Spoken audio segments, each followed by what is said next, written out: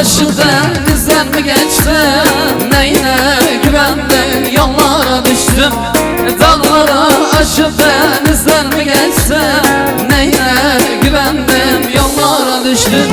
Yoksa bu sevdamızdan vaz mı geçtin? Kendine başka bir yarı mı seçtin? Yoksa bu sevdamızdan vaz mı geçtin? Kendine başka bir yarı mı seçtin?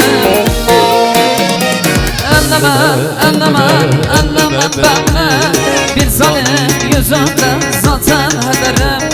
Elleme beni, bir zalim yüzünden zaten ederim.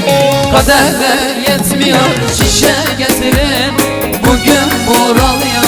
Elleme beni, kaderler yetmiyor, şişe getirin, bugün buralıyor.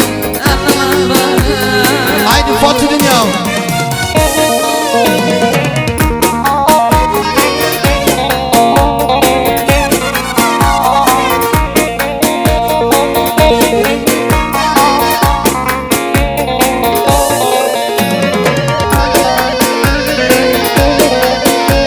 Zurnacı Şahin, şöyle bir ortaya gel, ortaya.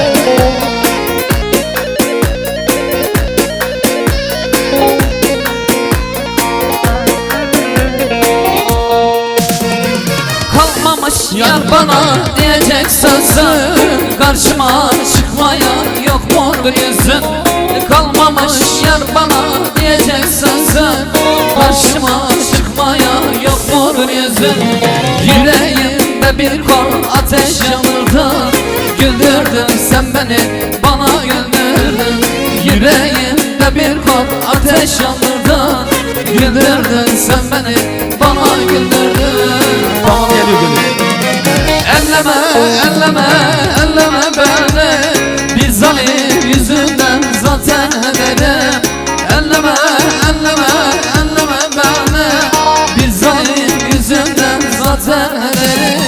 Kaderler yetmiyor, şişe getirin, bugün buralıyor.